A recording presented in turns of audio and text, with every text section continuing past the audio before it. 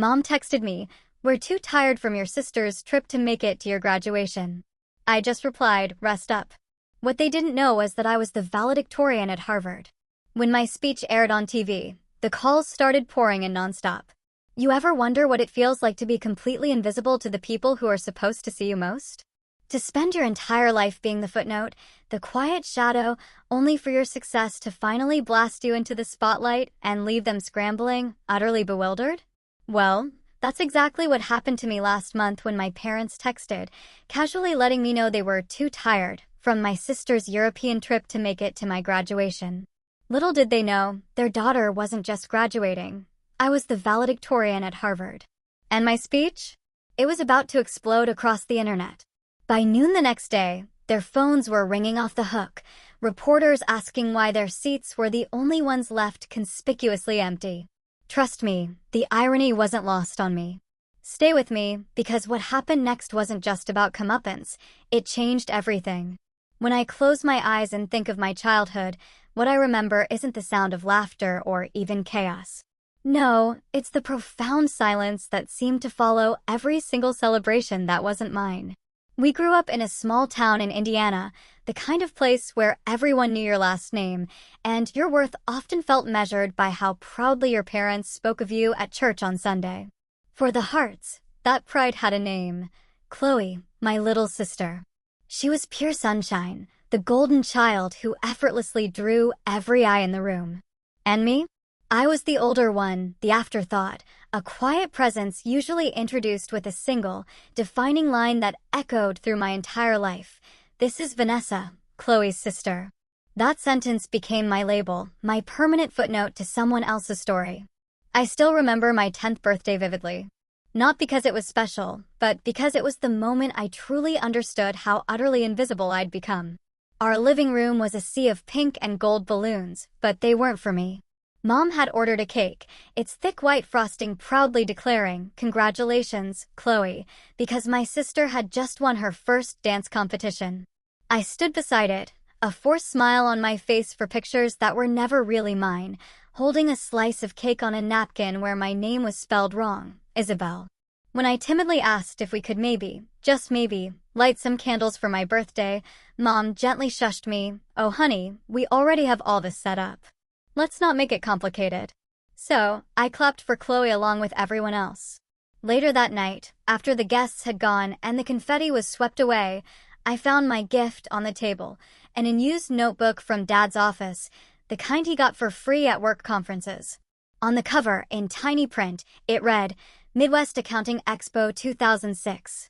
As Chloe fell asleep, surrounded by new pink trophies, I opened that cheap notebook.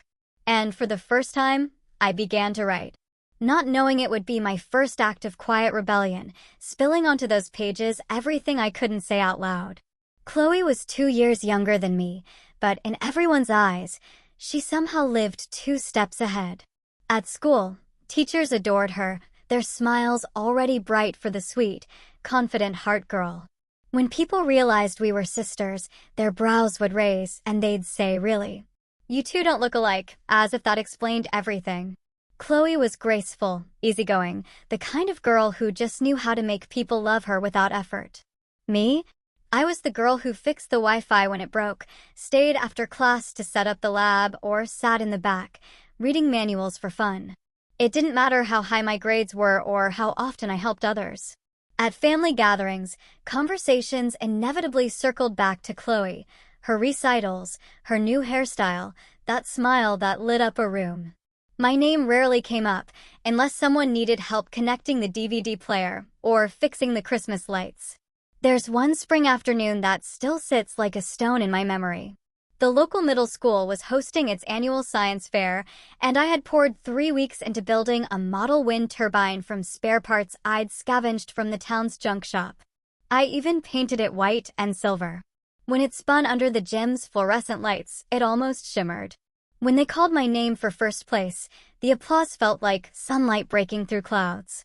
I looked towards the audience, instinctively searching for the faces that mattered most: Mom, Dad, maybe even Chloe.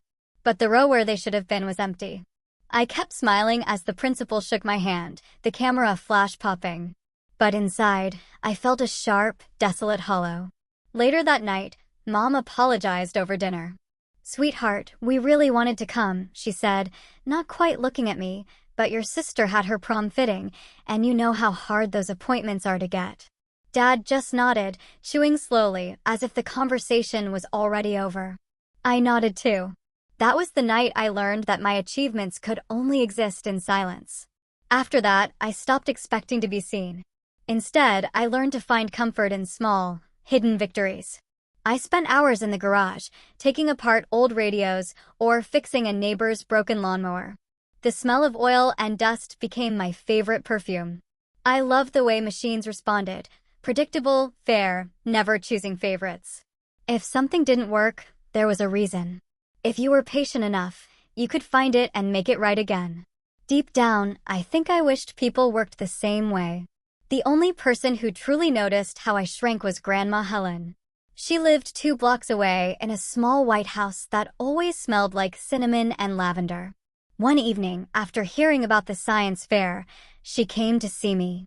I was in the garage, hunched over a radio, my hands covered in grease. She didn't scold me for the mess or ask why I wasn't inside helping Chloe choose dresses for her next recital. She just watched me for a while, then said softly, "You don't need applause to be valuable, sweetheart. Some of the brightest stars burn quietly where no one looks." I didn't answer, but her words stayed with me, echoing louder than any praise I had ever received. Over the years, I learned to live in that shadow without letting it crush me. At family dinners, I smiled when Chloe spoke. When Mom boasted about her dance scholarships or Dad pulled out new photos to show their friends, I passed the dishes, nodded, and quietly withdrew into the background. I became the calm one, the reliable one, the one who didn't need attention. But while they mistook my silence for weakness, I was collecting something powerful: patience, discipline, and the ability to stand entirely on my own. Every time they forgot to show up, every time my name went unmentioned, I stored that feeling like energy in a battery. By the time I turned 17, I had mastered the art of disappearing quietly. I was the kind of student who blended into the corners of classrooms, always prepared, but never loud. On paper, I was thriving: straight A's, debate club, volunteering at the local library. But at home, none of it truly mattered. What mattered was still Chloe. By then, she was the talk of our small Indiana town. Posters from her dance academy lined the grocery store window, and every other conversation with my parents seemed to orbit around her next recital, her new costume, her bright future in performing arts. I used to stay up late in my room, surrounded by the hum of my old laptop, typing out essays or tinkering with small data sets, just watching patterns form on the screen. Words and numbers were the 2 languages that made perfect sense to me. They never lied, never shifted affection, never forgot. I loved how logic could explain the world, but also how words could give it meaning. It was in those quiet hours, when the house was dark and Chloe's faint laughter sometimes floated from across the hall, that I felt something awaken in me. I didn't want to compete anymore. I wanted to understand people's systems, the quiet causes behind every human decision. One autumn morning during my senior year, my AP English teacher, Mr. Lee, announced the annual state essay competition. The topic: the price of silence in modern society. My pen hovered over the page for only a moment before I began writing, almost feverishly. I didn't have to think. I simply described my world: the quiet of the dinner table, the unspoken favoritism, the insidious ways people learn to live unseen. I disguised it as social commentary, citing psychology journals and public surveys. But in truth, every single sentence was carved from my own life. When I turned it in, I expected nothing. Weeks passed, and I nearly forgot about it, until the morning Mr. Lee stopped me in the hallway, beaming. "Vanessa," he said, holding up a letter embossed with the state seal. "You won first place." For a second, the words didn't even register. Then came the rush of adrenaline, that rare, unexpected spark of validation I hadn't felt in years. The local paper even called the house that evening, asking for a quote. Mom answered, her voice initially bright, until she realized the story wasn't about Chloe. Oh, That's nice, she said after hanging up, glancing at me briefly. But we really can't do an interview this week. We're busy packing for Chloe's competition in Chicago. I just nodded, saying nothing. Good job, sweetheart, Dad added, without looking up from his tablet. Then, as if on cue, Mom asked him, "Did you finish booking the hotel for next weekend?" The conversation flowed smoothly back into Chloe's orbit, and I sat there, invisible once again. Later that night, I folded the award letter and slipped it into my drawer. I told myself I didn't need their praise. But when I closed the drawer, my hands trembled, not from anger, but from the crushing realization that no matter how hard I tried, home would simply never be a place that truly saw me. That same week, Mr. Lee called me into his classroom after school.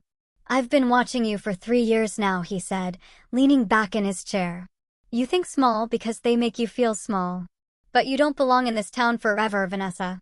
He told me he wanted to recommend me for Ivy League schools, Harvard, Yale, Princeton, whatever I dared to reach for. The words felt foreign, almost impossible. Harvard was something that existed in news articles, not in the life of a girl who fixed the family Wi-Fi and ate dinner alone most nights. But he handed me a sealed envelope. "I've written you a letter of recommendation, a strong one," he said. "Don't let anyone talk you out of applying. Are we clear?" That night, I opened my laptop and stared at the Harvard application portal. I filled in the fields slowly, each click feeling heavier than the last. For the essay, I wrote about building belonging in invisible spaces. It wasn't dramatic, it was honest. I described how silence could be both a wound and a source of strength. How those unseen often learn to listen deeper, to notice what others overlook. When I finished, I sent it off and shut my computer, my heart pounding like I'd just shouted for the first time in years. When Grandma Helen heard about my essay, she came over the next afternoon, carrying something wrapped in an old silk scarf. She handed it to me carefully. Inside was a small, leather-bound notebook, its cover worn soft with age. "It was mine when I was your age," she said. "I used to write poems here. When life made me feel small, I wrote until I remembered who I was.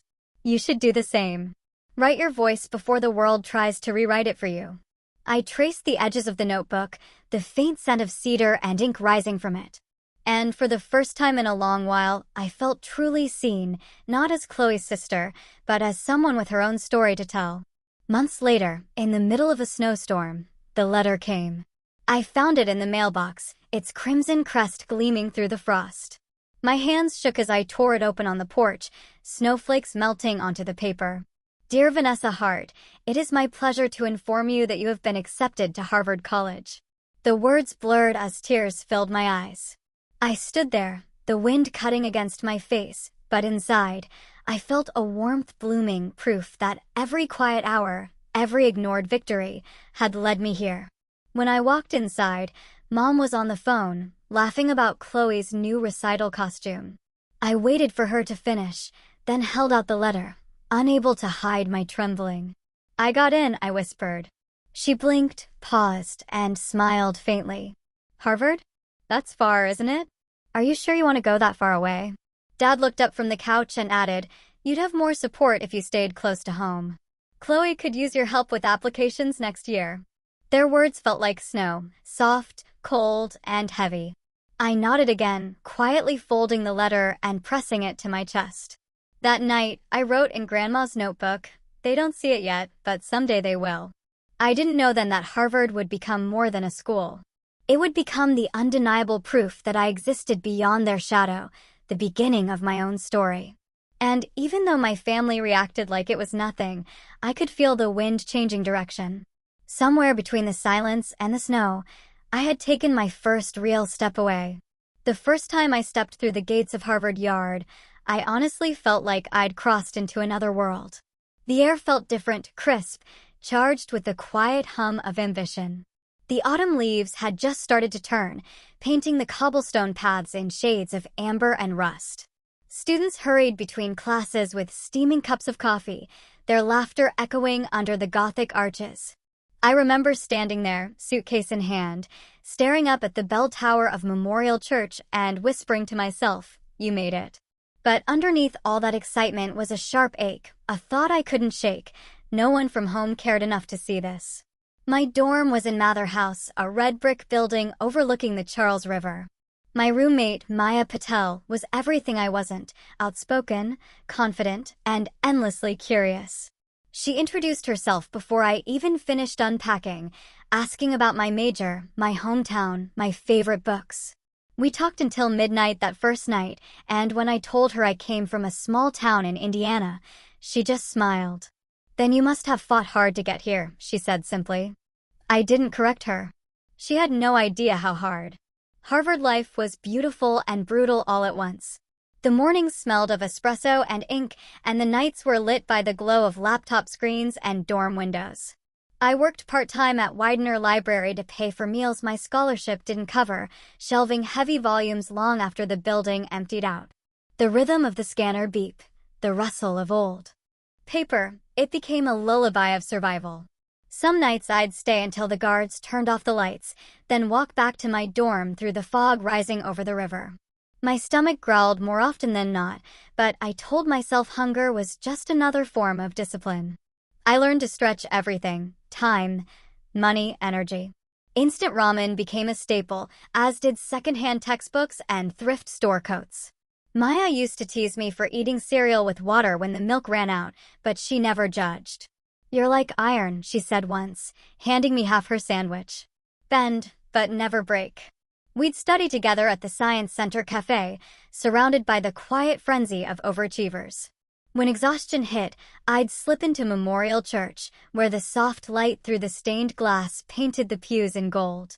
It was the one place that felt like stillness amid the storm.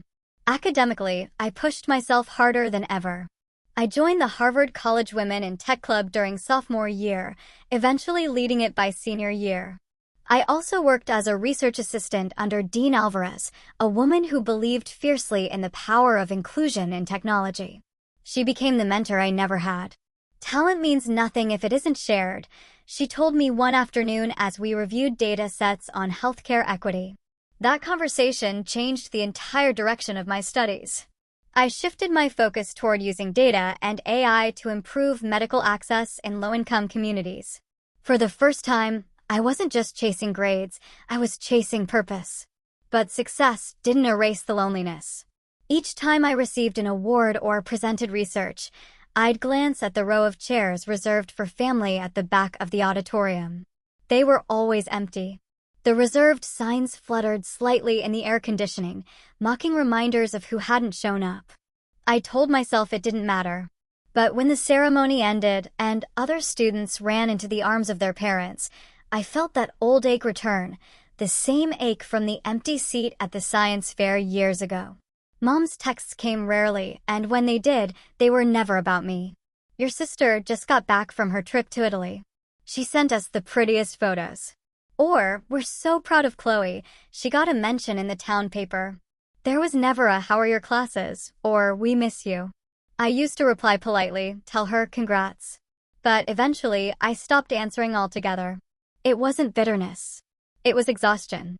You can only reach for someone so many times before your hands start to tremble from the weight of disappointment. Still, I built something of my own.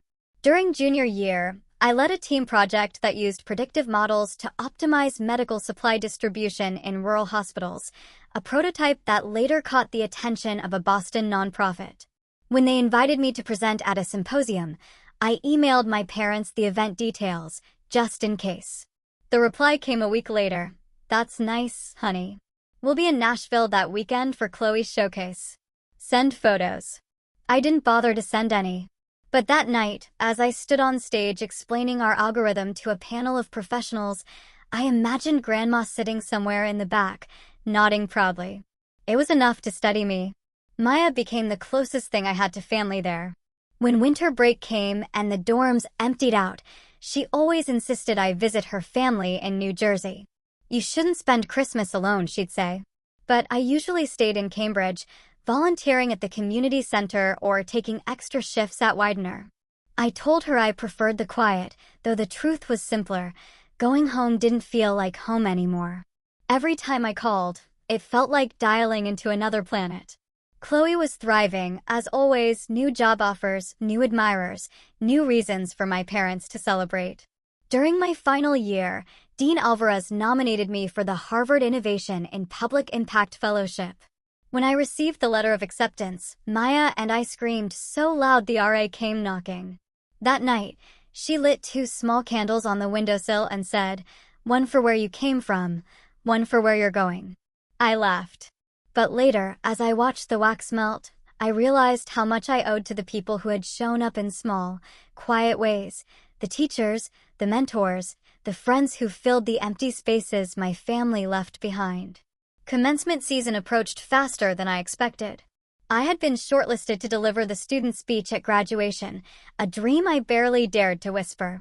When I received confirmation that I'd been chosen as the valedictorian speaker, I stared at the email for a long time, my throat tightening. It felt like everything, every silent dinner, every ignored achievement, every lonely night, had led to that moment. I wanted to tell my parents, to share even a fragment of pride. But then my phone buzzed with a photo from Mom, Chloe on a beach in Santorini, captioned, "Our beautiful girl living her best life." I closed my phone and looked out the dorm window at the lights flickering across the river. In the reflection of the glass, I saw myself, tired, older, but still standing. I thought of Grandma's words from years ago. "You don't need applause to be valuable." She was right. Maybe they would never come to see me. Maybe that seat would always stay empty. But I was done chasing their gaze. From that point on, I decided one thing. I would give my best speech, not for those who never showed up, but for those who did. Because if they wouldn't come to see me, the world would. The email arrived just after midnight when the campus was silent, except for the whisper of snow brushing against the windows. I'd been revising a research proposal when my laptop pinged with a new notification from the Harvard Office of Student Affairs. I almost ignored it, thinking it was just another update about graduation logistics, but the subject line made me freeze. "Congratulations, you have been selected as the 2024 student commencement speaker." For a few seconds, I couldn't breathe. The cursor blinked on the screen like a heartbeat, steady and alive, as the words sank in. Out of more than 1,000 graduating seniors, they had chosen me. I stared at the letter, my hands trembling slightly, and then laughter, sharp and breathless, escaped my throat. The kind that comes from disbelief rather than pure joy. I reread it twice, searching for any sign of a mistake, any sentence that might start with "unfortunately." But it was real. I was the speaker, the voice of my class. The girl once forgotten at her own science fair would now stand at the podium in Harvard Yard, where presidents, poets, and scholars had stood before. Maya burst into my room a few minutes later after seeing my frantic message. "You did it," she yelled, pulling me into a hug so tight I could barely speak. We jumped around our dorm room like 2 kids who'd just discovered gravity didn't apply to them anymore. "You're going to make them cry," she said between laughter. No pressure, though. The following week was a blur of meetings. I sat in the dean's office, surrounded by faculty members, administrators, and the student life coordinator as they outlined the process. Submission of a full written draft, review sessions, and rehearsal on the stage at Sanders Theater. They explained that my speech would be televised live on Boston 25 and streamed nationally through GBH. The weight of it settled on me like snowfall, beautiful, heavy, and a little terrifying. I spent nights hunched over Grandma's old leather notebook, trying to find the words. I didn't want to write a perfect speech. I wanted to write an honest one.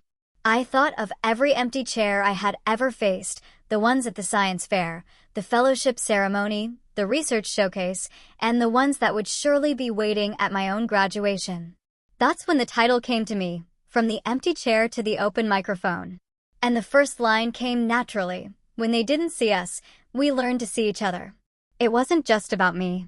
It was about everyone who had ever been overlooked, underestimated, or told they didn't belong. I wrote about the janitor who stayed late cleaning the library floors. About Maya, who shared her last sandwich during exam week. About first-generation students who worked 2 jobs to afford textbooks. About those who built their dreams quietly while the world applauded someone else. During my first rehearsal at Sanders Theater, I stood at the podium, staring out into the empty rows of red velvet seats. The sound of my own voice echoed faintly through the cavernous hall. The microphone hissed softly, and the air smelled of polished wood and history. "Good evening," I began, my tone shaking just slightly. I used to think silence was my punishment, but now I see it was my training ground. The moment I said it, I felt the truth vibrate through me like music. Dean Alvarez sat in the back row, listening intently. When I finished, she walked up to the stage, her eyes glinting. "You're not just speaking for yourself, Vanessa," she said quietly. "You're speaking for every student who ever felt invisible. That's power. Don't be afraid of it." That night, lying in bed, I wondered if I should tell my parents. Part of me wanted to, the hopeful part that still believed maybe, just maybe, this time they would show up. Maybe they'd be proud. Maybe they'd even come early, sit in the front row, and finally see me, not as the shadow of Chloe, but as someone who had finally stepped into the light. I opened my phone and started typing a message. "Hey, I have some news about graduation." But before I could finish, another message arrived from Mom. "Just got Chloe's itinerary. She's going to Paris for a law conference." Can you believe it? There was a photo attached, Chloe posing by an airport lounge with champagne in hand. My fingers froze. I deleted my draft. I knew, deep down, the truth I had always refused to say aloud. They wouldn't come, even if I asked. They would be too tired, or too busy, or too far away. And I didn't want to give them another chance to choose someone else over me. This time, I wanted the truth to reveal itself without words. So I decided to say nothing. Let the world show them instead. The days leading up to commencement were exhausting but exhilarating. Between thesis presentations, media interviews, and rehearsals, I barely had time to sleep. Yet every time I crossed Harvard Yard, I felt that quiet joy bloom again, because the journey wasn't just mine. It belonged to every version of me that had once felt small. One afternoon, after a final run-through at Sanders Theater, I stayed behind as the staff packed up microphones. The hall was empty again, sunlight pouring through the stained glass windows, casting long, gold streaks across the stage. I stood at the center, staring at the microphone. It looked simple, almost fragile. And yet, that thin metal stem had outlasted centuries of voices, some powerful, some forgotten. I reached out, tracing my finger along its cool surface. From the empty chair to the open mic, I whispered again, just to feel how the words tasted in the air. When I walked out into the yard, the campus was buzzing with pre-graduation energy. Families toured the grounds, snapping photos under the John Harvard statue. Students carried boxes, hugging each other with tears in their eyes. I passed a bulletin board where a flyer fluttered gently in the wind. The bold letters read, "Harvard Commencement 2024. Student speaker, Vanessa Hart." Beneath it, a small print added, "Live on GBH and Boston 25. I stood there for a moment, staring at my own name, printed in black against the crimson background. It didn't feel real. For years, I had chased acknowledgement, only to realize that the loudest validation comes from within. Still, the thought made me smile. A quiet, knowing smile, meant not for the world, but for the girl who once sat in that cold gymnasium, waiting for her family to show up. That night, I sent Grandma a photo of the flyer.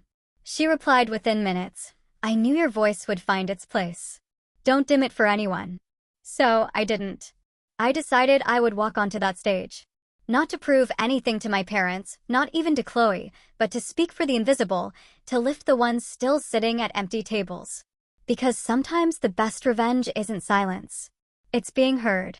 And soon, they would hear me. Whether they meant to or not. 2 weeks before graduation, the campus was alive with celebration. Students posed in their crimson gowns beneath the arches of Harvard Yard, cameras flashing, laughter echoing down every corridor. Maya and I were in the dorm, pinning our tassels to our caps, when my phone buzzed with a message from Mom. I almost didn't check it. Experience had taught me that texts from home rarely brought joy. But curiosity won. The message was short, almost mechanical. "We're too tired from your sister's trip to attend your graduation, honey. Just got back from Europe with her." The flights were awful. We'll rest this weekend and celebrate properly when we see you next time. Love you. I reread it 3 times, the words blurring until the meaning settled like a cold stone in my chest. Too tired. That was their reason. Not a family emergency, not a financial strain. Just tired from following Chloe through Europe while she signed a contract with a prestigious law firm and attended networking events in Paris. For a long moment, I didn't move. I just stared at the message, the faint reflection of my face in the glass of the phone screen. Maya looked up from across the room, sensing something shift. "Everything okay?" she asked. I nodded once, the smallest of smiles tugging at my mouth. "Yeah," I said softly. "Just expected." Then, without hesitation, I typed my reply, "Rest well." No sarcasm, no confrontation, just 2 words that said everything. Because this time, I didn't feel the urge to explain or beg or pretend it didn't hurt. I'd done all of that before, and still the chair had always been empty. That night, as the lights of Cambridge flickered beyond my window, I decided to do something for myself. Not out of bitterness, but out of clarity. If they wouldn't show up, I would still make space for those who did. The next morning, I went to the commencement office and quietly requested 3 family seats. When the coordinator asked if I wanted to use all 3, I smiled faintly. "Yes," I said. "One for my grandmother, one for my best friend, and one just to stay empty." The woman gave me a puzzled look, but nodded, writing down the names I provided. Helen Moore, family guest. Maya Patel, friend. For the 3rd seat, she left a blank line. I picked up the pen and wrote in neat handwriting, reserved for who shows up. The next few days passed in a blur of last-minute preparations, speech reviews, robe fittings, class photos. Yet, beneath the noise, there was a stillness inside me. Every time I imagined my parents sitting in the crowd, I didn't feel anger anymore. I felt distance, like remembering someone else's dream. Maya, ever perceptive, brought it up one night over tea in the dorm lounge. "You sure you're okay with them not coming?" she asked, tucking her legs beneath her. "You don't even sound upset." "Oh, Maya, I'm not," I said truthfully. "I think I stopped hoping a long time ago. And maybe that's a good thing. Sometimes peace comes when you stop asking people to be who they've shown you they're not." She nodded, her eyes soft. "Then let's fill the empty seat with something better." "Like what?" "Flowers," she said. "Something beautiful." So we did. The day before graduation, we went to a small florist shop off Massachusetts Avenue. The air was thick with the scent of lilacs and peonies. I chose white tulips, Grandma's favorite, and a single crimson rose in the middle, the color of Harvard's crest. It wasn't about mourning their absence. It was about honoring presence, the kind that required no applause, no explanation, no perfection. Back at the dorm, I arranged the flowers myself. The next morning, I'd place them on that 3rd seat, a quiet offering, a reminder that even absence can be acknowledged with grace.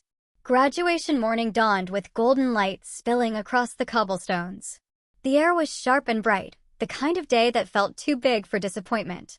I slipped into my gown and cap, pinning a small silver brooch shaped like a book, the one Grandma had given me when I got my acceptance letter. Maya fussed over her camera, promising she'd record every second for Grandma and for the archives of poetic justice. When we reached her Centenary Theater, the place was already alive with color and sound.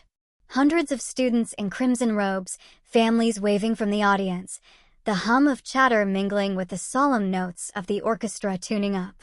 I handed the usher my seating card, and he guided me to the family section reserved under my name. 3 seats, side by side, wrapped in morning light. Grandma arrived just as the bells began to ring, her steps slow but steady. She wore a pale blue coat and carried her cane like it was part of her strength, not her weakness. When she saw the seats, she smiled knowingly. "You left one open," she said. I nodded. "Always." She touched the bouquet gently, her fingers tracing the petals. "It's perfect," she whispered. "A place for whoever's heart remembers to show up next time." When Maya joined us, camera slung over her shoulder, she tucked one of the tulips behind Grandma's lapel and winked at me. "Ready to make history?" I laughed softly, ready to breathe. As I turned to walk toward the stage with the other speakers, I looked back once. Grandma's face glowed in the morning sun, Maya adjusting her lens beside her, and the third seat, empty but not lonely, gleamed with the white of tulips and the deep red of that single rose. For the first time, the sight of that chair didn't hurt. It felt symbolic. No longer a reminder of what I lacked, but proof of what I had built, love that showed up, even if it came from unexpected places. I took a deep breath and stepped onto the stage. The crimson sea of graduates before me, the orchestra swelling behind. Somewhere among the rows, my parents' absence had already become irrelevant. Because I knew who was there. And more importantly, I knew who I had become in the spaces they left behind. The podium lights felt warmer than I expected, spilling gold across the edges of my gown.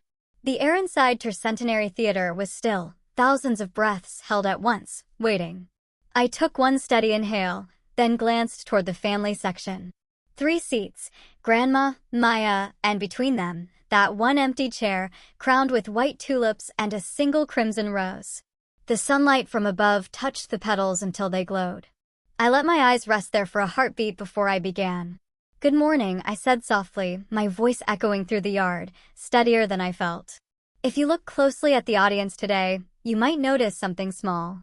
Somewhere in the sea of faces, there's an empty chair. A few people shifted, glancing around. I smiled faintly.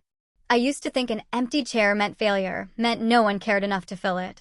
But over the years, I've learned something different. Sometimes the empty chair is proof that we showed up for ourselves, even when no one else did. The microphone caught every pause, every breath. It didn't feel like performing. It felt like confession. I grew up in a small town where silence was often mistaken for strength. I learned early how to be quiet, how to work hard, how to smile through being overlooked. And when no one sat in the audience, I told myself it didn't matter. But here's the truth. Every time someone chooses not to show up for you, someone else quietly, humbly does. I looked toward the back rows, where the janitorial staff stood, still in their blue uniforms, watching from the aisles. So today I said, I want to begin by thanking the people whose chairs are never empty because they never stopped showing up for others. The applause began softly, faculty clapping first, then students joining in, the sound building until it filled the yard. I waited, smiling through the lump in my throat. When the applause faded, I continued. At Harvard, we talk about excellence a lot. But no one tells you that excellence often depends on the invisible ones. The friends who share notes after an all-nighter. The dining staff who leave a plate aside for you when you miss dinner. The librarians who unlock rooms early because they see you waiting in the cold. The professors who don't just read your essays, but your silences. I could see Maya filming discreetly from the side, tears welling. Dean Alvarez sat near the front, her expression soft but proud. I came here thinking success was about being chosen, I said. But what I learned is that success is really about choosing. Choosing persistence over comfort. Choosing to see others when no one saw you. Choosing to stay kind even when the world gives you every reason not to be. The audience was completely silent now. Even the wind seemed to pause. I leaned forward slightly, my voice low but clear. For those of us who grew up believing we didn't have a seat at the table, listen to me, you don't need to wait for one. Build your own. That line, build your own seat, was the heart of everything. The reason I'd written this speech. The reason I'd survived the years of silence and smallness. When you build your own seat, I continued, you stop chasing approval. You stop measuring your worth by who claps for you. You start realizing you were never supposed to fit into someone else's table. You were meant to create your own, and then pull up extra chairs for those still standing. The wind caught the corners of the paper in my hands, making them flutter like wings. I pressed them down gently. When they pushed us aside, we learned how to make space. When they spoke over us, we learned how to listen deeply. And when they forgot our names, we carved them ourselves into history. A murmur of agreement rippled through the audience.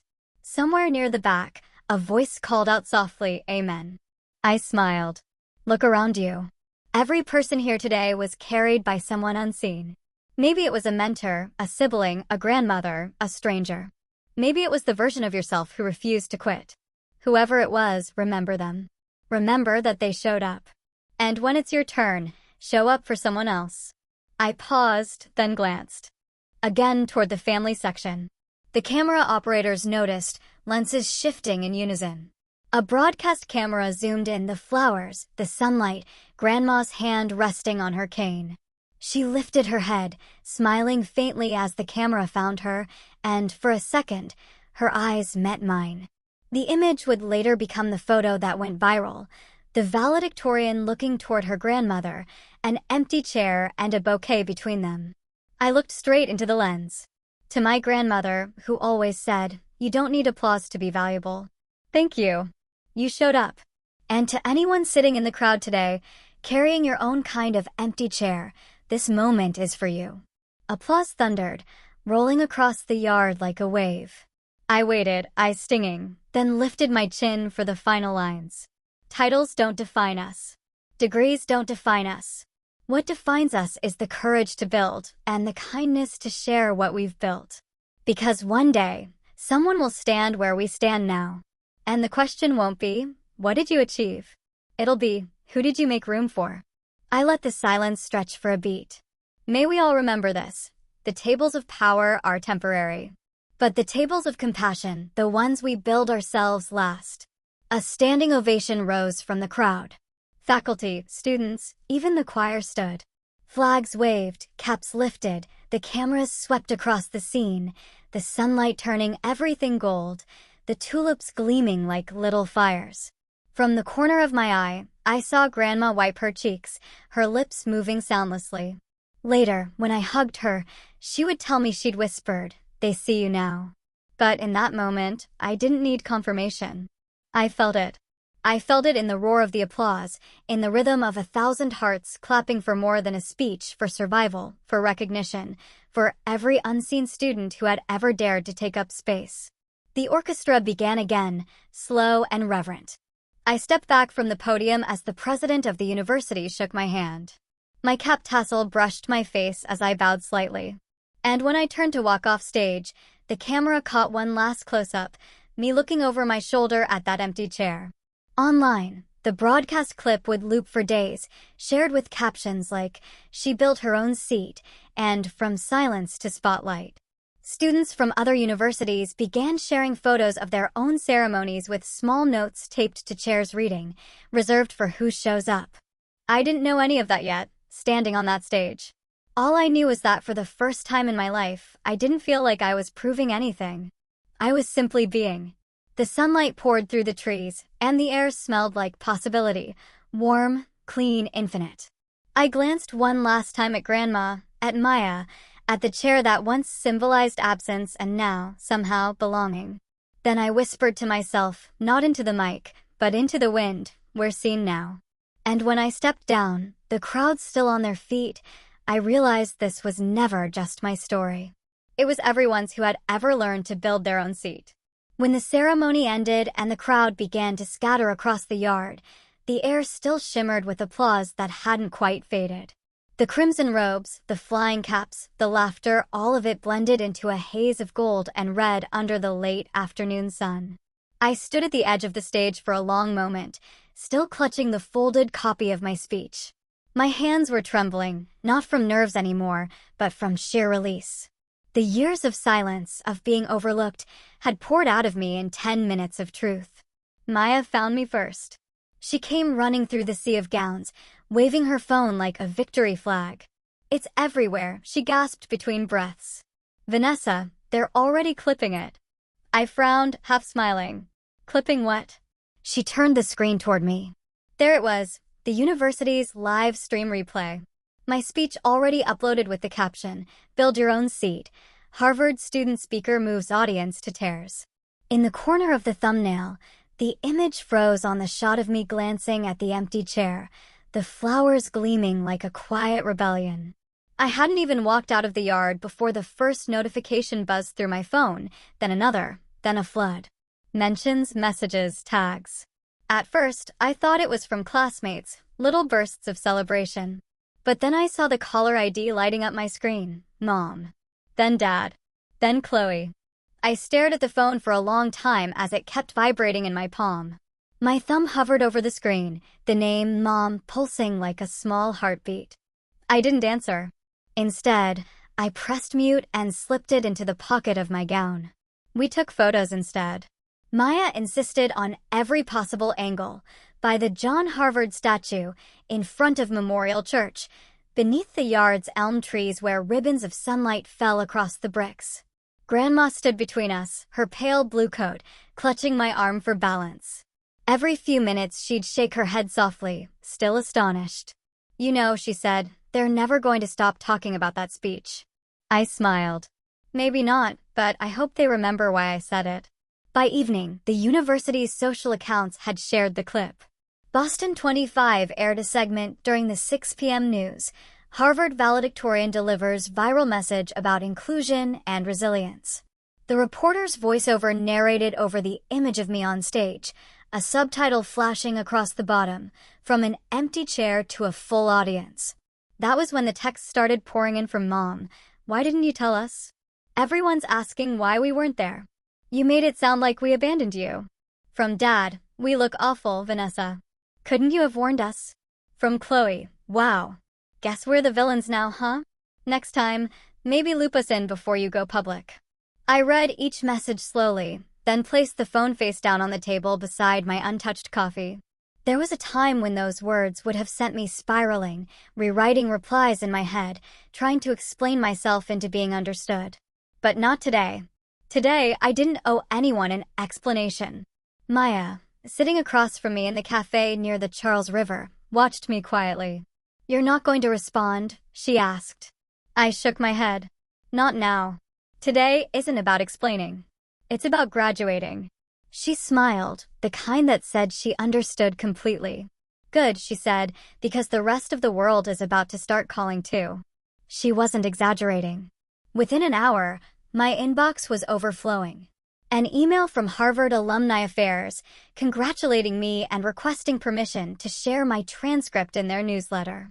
A message from a TEDx curator in DC, "Your speech resonated deeply. Would you consider expanding it into a talk for our fall event?" A note from a fellowship program in Geneva, focusing on technology and social impact. "We saw your research on equitable access to healthcare data and your story. Let's discuss opportunities." Each message arrived like a ripple, spreading wider and wider. Professors forwarding it, alumni commenting, classmates tagging me on posts with captions like, "Proud doesn't even begin to cover it." Someone on social media had clipped the line, "When they didn't see us, we learned to see each other," and turned it into a trending hashtag.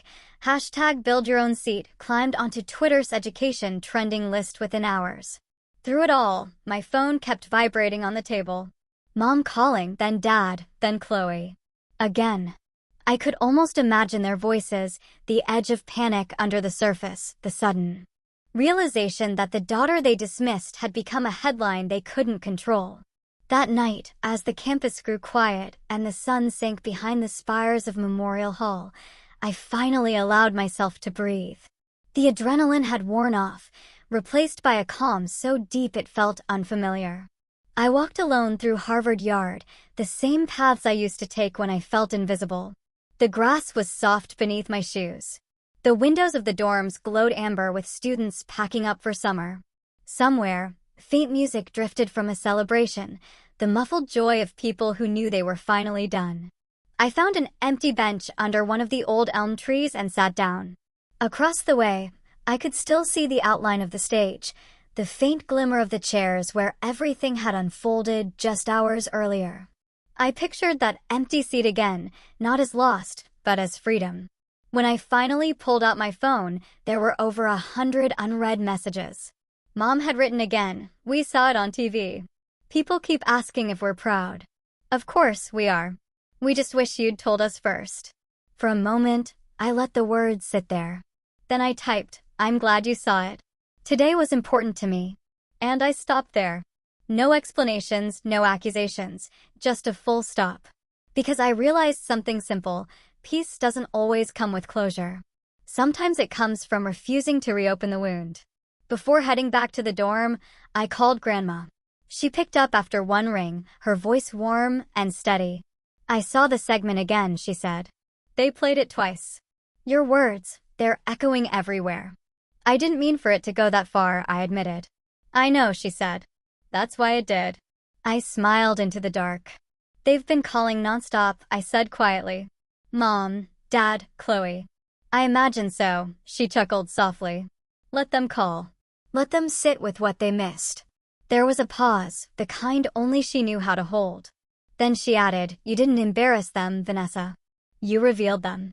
And sometimes truth is the only mirror that can make people finally see. I didn't reply. I just sat there, listening to the rustle of leaves, the echo of laughter somewhere in the distance, and the quiet rhythm of my own breath. The world outside was spinning fast, viral posts, interview requests, congratulations. But inside, everything had slowed to a still point.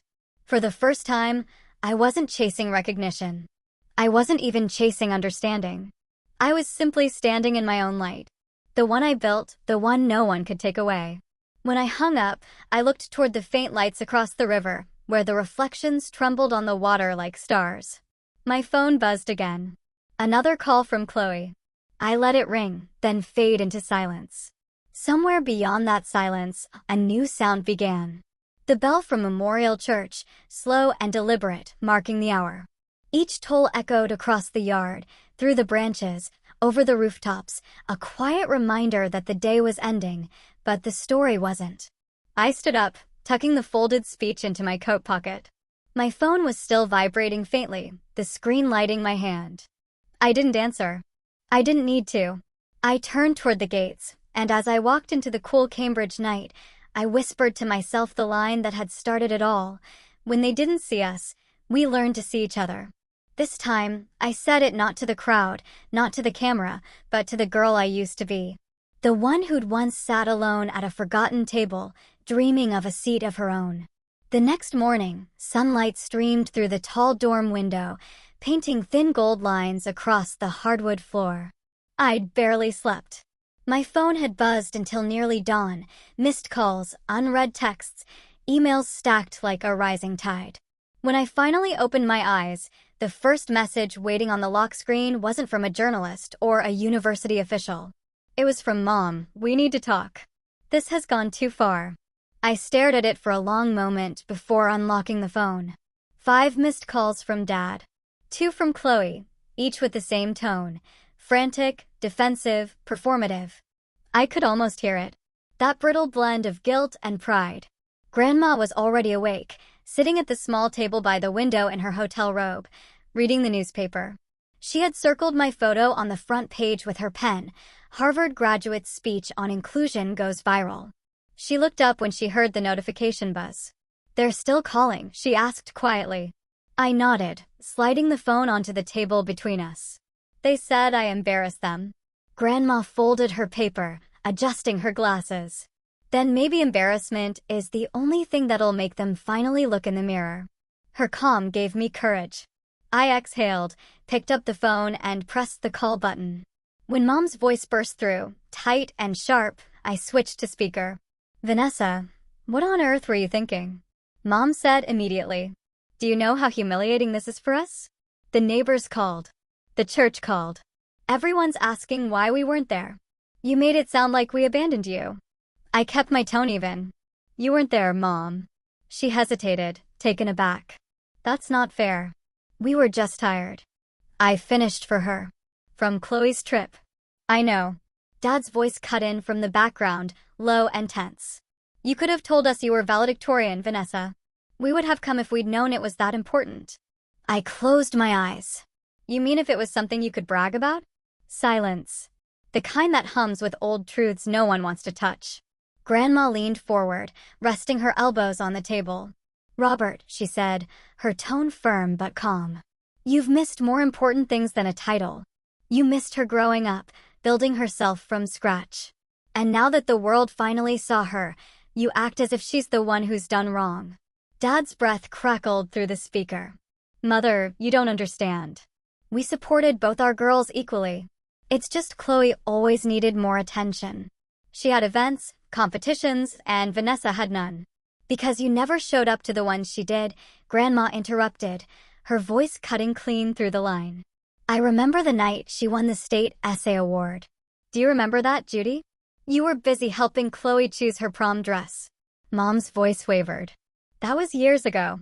And yet, Grandma said softly, she remembered it enough to write her own ending. The line went quiet. I could almost hear my parents breathing on the other end. The sound of two people cornered, not by accusation, but by fact. Dad tried again. We didn't mean to hurt her. We just thought, well, Chloe needed us more. She's always been fragile, you know how she gets.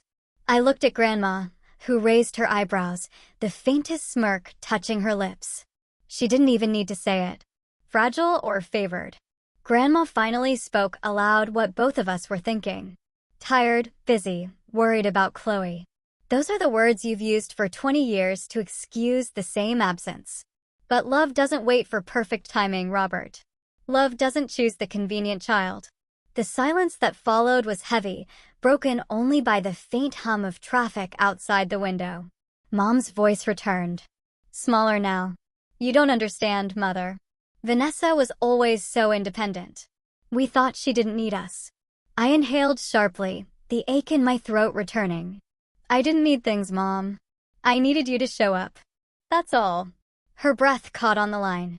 For a long time, no one spoke. Then Grandma leaned closer to the phone. Judy, I've lived long enough to tell you this. Strength without tenderness isn't pride. It's loneliness. Vanessa learned to be strong because you left her no other choice. Dad sighed, the sound fraying at the edges.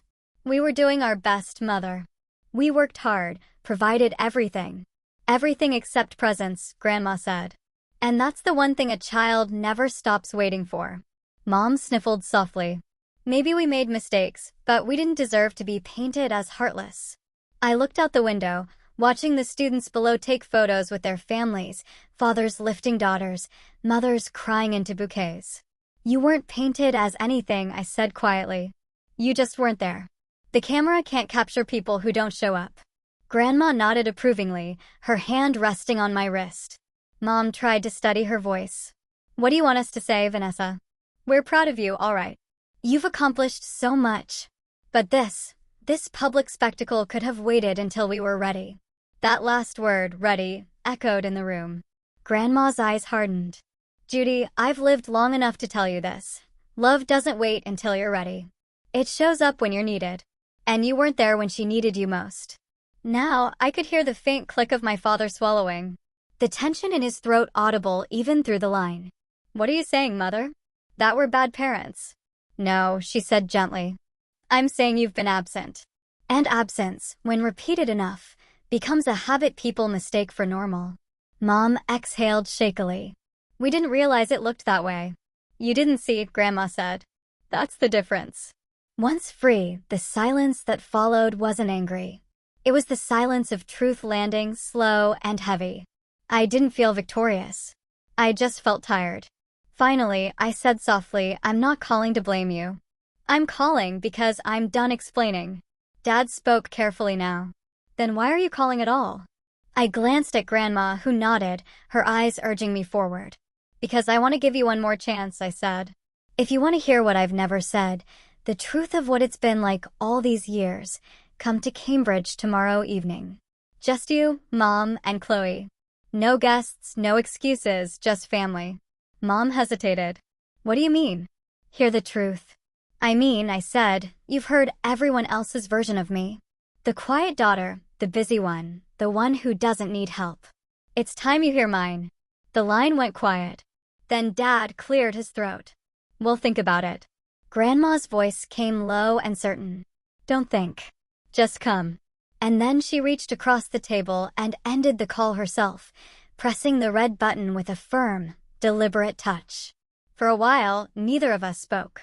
The quiet between us felt sacred. Finally, Grandma said, You've given them a door, Vanessa. Whether they walk through it or not, that's on them. I looked at her, my throat tight. Do you think they'll come? She smiled faintly, folding her newspaper. I think shame is heavy, but curiosity is heavier. They'll come. The question is whether they'll finally listen. Outside, the bells of Memorial Church began to toll again.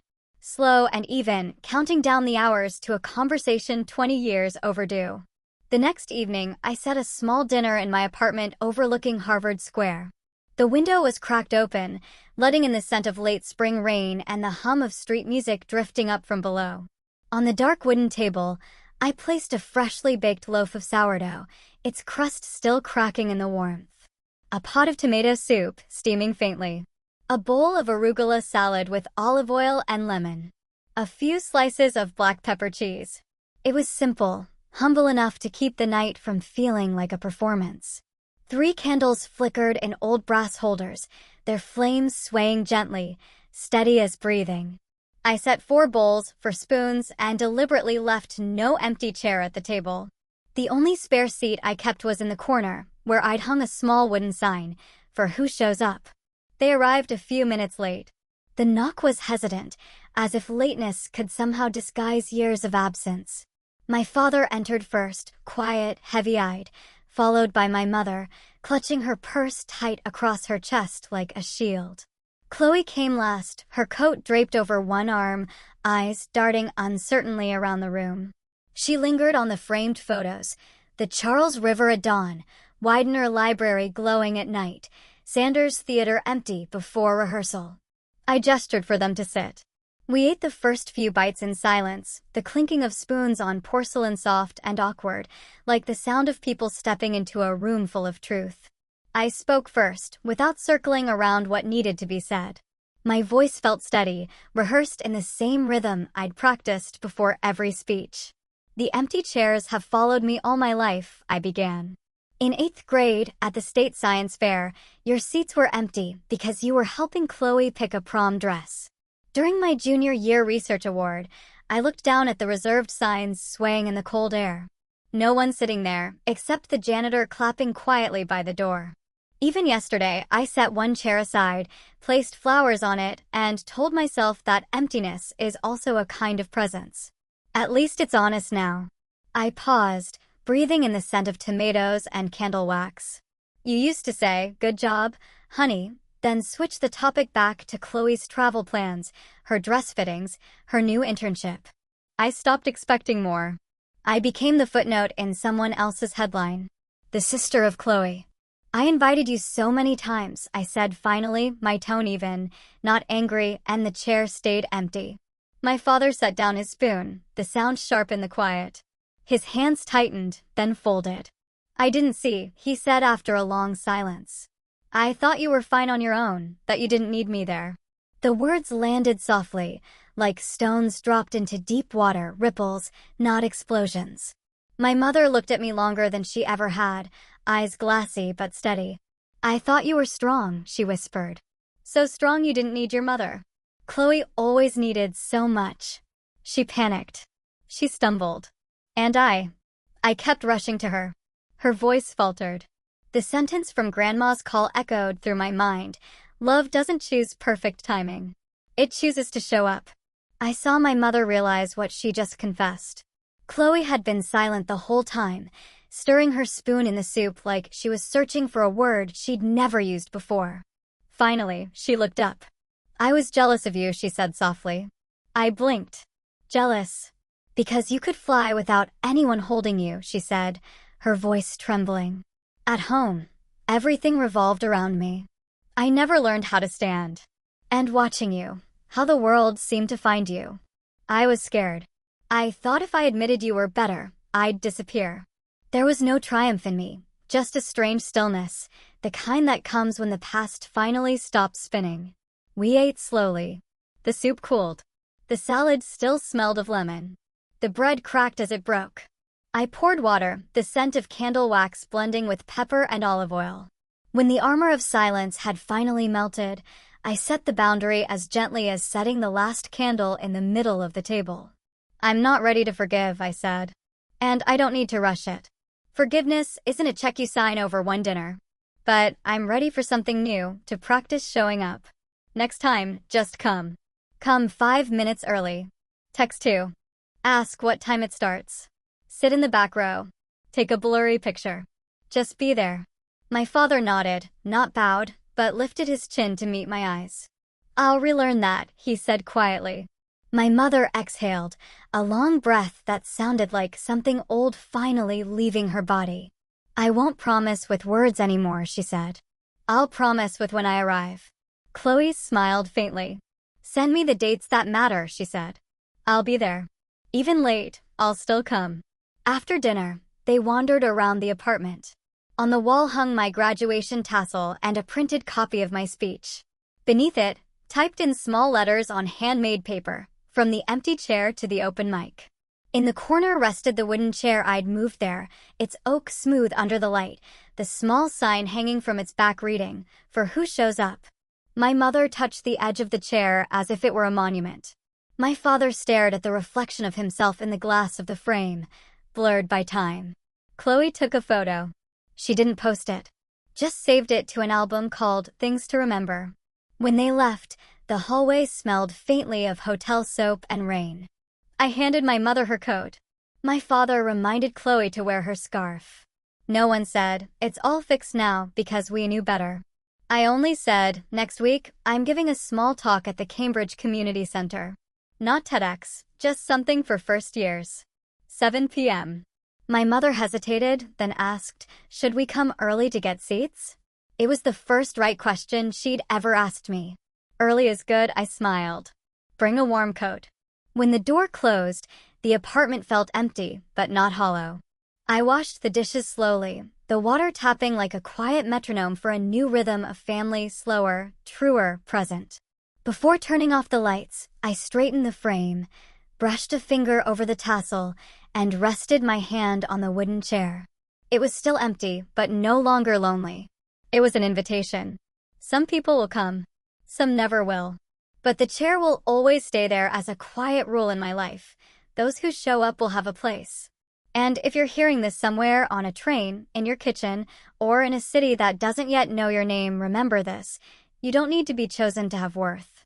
Don't wait for someone to pull out a seat at a table that never called for you. Build your own chair from the wood of effort, the nails of patience, and the paint of kindness. Then, when you're steady, pull up more chairs for those who deserve a place beside you. I keep that sign in my home as a reminder, for who shows up. What sign would hang above your chair?